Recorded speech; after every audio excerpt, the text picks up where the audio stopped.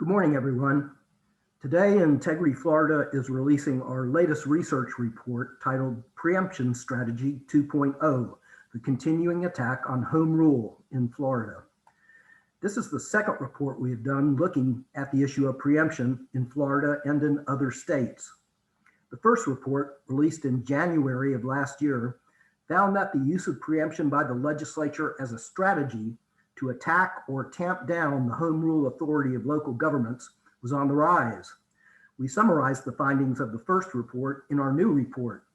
That previous report found home rule powers granted to municipalities and counties do not protect local governments against aggressive preemption of their actions. Traditionally, preemption was used to align state and local laws to make sure there were no inconsistencies. New types of powerful preemptions are now often used to void or block local government actions. Increasingly, super preemption laws that hold local governments liable for action in specific policy areas are being used to punish or threaten punishment of local officials. And while preemption is not always bad, bad preemption deters policy innovation, limits local government's ability to make policy, or undermines protection of individual rights. New preemptions are often driven by partisan, ideological, or special interest motivations. Some state preemptions are driven by corporate interests to block regulations they dislike. And finally, the report found that some in the legislative leadership have expressly acknowledged that the use of preemption as a strategy to block progressive local actions and punish rogue local governments. Those were the findings of last year's report. For this new report, we examined what took place during the 2020 legislative session, and then how preemption was used in Florida during the COVID-19 pandemic.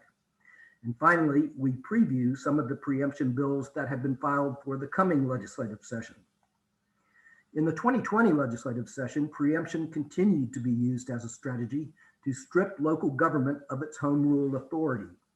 As in previous sessions, the proposed preemptions covered a wide variety of issues, ranging from fireworks to towing services to monuments and memorials. Over the last 2 years, the legislature is averaging over 40 preemption bills filed each year. Integrity Florida research found that there were 42 bills filed for the 2020 session that included some form of local government preemption.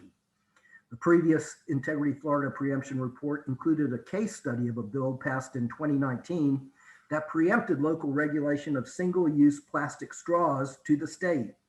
That bill was vetoed by Governor DeSantis, and we included his veto message in that report because it seemed to acknowledge and recognize the principle of home rule. For this new report, Integrity Florida did a case study of Senate Bill 172, which preempted local regulation of over-the-counter drugs and cosmetics, including sunscreens.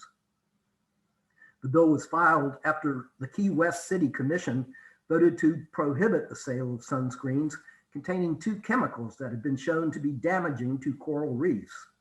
Senate Bill 172 was filed and passed in the 2020 legislative session. Its supporters argued that all sunscreens should be available to Floridians because of the danger of skin cancer in the Sunshine State. Integrity Florida identified many of the same politically influential business lobby groups that supported the plastic straw preemption that were also supporting the sunscreen preemption, including the Florida Chamber of Commerce and the Florida Retail Federation. The sunscreen bill was signed into law by Governor DeSantis, unlike the plastic straw preemption bill that was vetoed by the governor. The governor signed the sunscreen bill without commenting on his reasons. If Governor DeSantis did have some basic respect for the principle of home rule and the dangers of preemption, he showed no sign of it in his response to COVID-19 in 2020. Our report found that the pandemic brought into the spotlight preemption by executive authority of governors.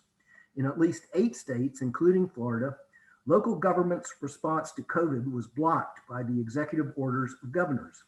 Most often at issue were mask mandates.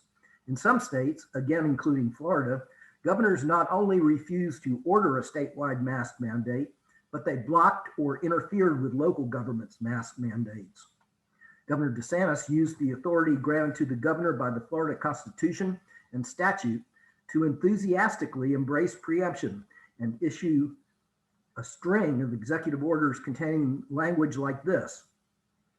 This order shall supersede any conflicting action or order issued by local officials in response to COVID-19. He also attempted to block fines imposed by local governments for mask violations, removing the locality's ability to respond to their local conditions. Before I conclude, I'd like to share with you a preview of some of the preemption bills that we have identified that have been filed for the 2021 legislative session. Preemption bills filed already include some familiar ones that have been proposed in previous years but failed to pass, including bills preempting regulation of vacation rentals, home-based businesses, and red light cameras. This year's home-based businesses bill, House Bill 403, poses a threat to local government zoning. It provides that local governments cannot prohibit, restrict, regulate, or license home-based businesses in a manner that is different from other businesses in the local government's jurisdiction. It sets up some conditions that the business would have to meet, but the staff analysis for the bill says it, quote, allows a home-based business that operates from a residential property to operate in an area zoned for residential use. It also allows a home-based business owner to challenge a local government zoning restriction and recover attorney's fees if the business owner wins. A bill similar to one filed in 2020 would preempt local regulation of the financing of campaigns. The bill, Senate Bill 656, would overturn efforts by local governments to reduce campaign contribution limits or otherwise regulate the financing of local elections.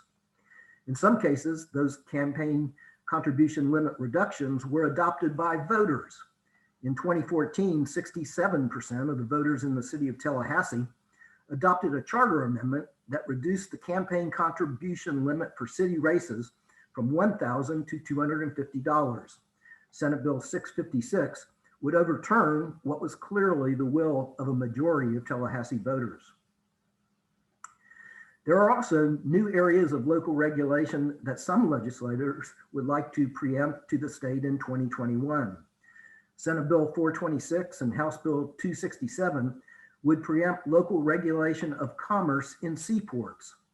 The bills are meant to overturn 3 ordinances recently passed by voters in the city of Key West. The ordinances, adopted by more than 60% of voters in 2020, ban cruise ships with more than 1,300 passengers from docking at the city. Another limits the number of cruise visitors who can disembark to 1,500 a day. Senate Bill 856 would preempt local regulation of energy infrastructure projects. The bill would prevent local governments from passing ordinances or regulations that would restrict the, quote, construction of new or the expansion, upgrading, or repair of existing energy infrastructure. One of the most controversial bills proposed for the 2021 session also contains a new form of preemption involving municipal budgets.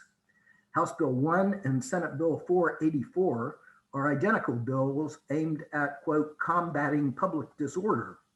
The staff analysis of HB 1 by a House subcommittee cites protests relating to race, police tactics, and politics as the reason for the bill.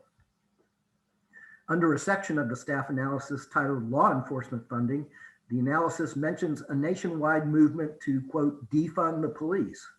It goes on to say that House Bill 1 creates a budget appeal process for municipal law enforcement agencies. The bill allows a resident of a city to challenge a proposed funding reduction for the city's police department.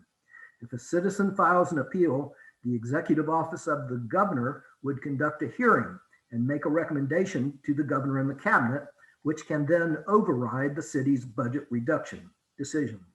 While the bill does not use the word preempt, it does create a process by which the state can override and modify a local government decision. Bills have also been filed to repeal preemptions adopted by past legislatures. The bills include restoring the ability of local governments to regulate tree pruning, firearms and ammunition, and disposable plastic bags. Our report puts forward some policy options that could be considered if there was any political will to rein in the use of preemption. Those policy options include requiring a 2/3 or supermajority vote for passage of legislation that preempts local government authority, establishing by rule or law a single subject requirement for preemption legislation, establishing a sunset review provision for preemptions that automatically repeals a preemption on a certain date unless the legislature affirmatively acts to renew it, and finally, prohibiting any fines or punitive liabilities for local governments that violate legislated preemptions. That concludes my presentations of the findings in the report.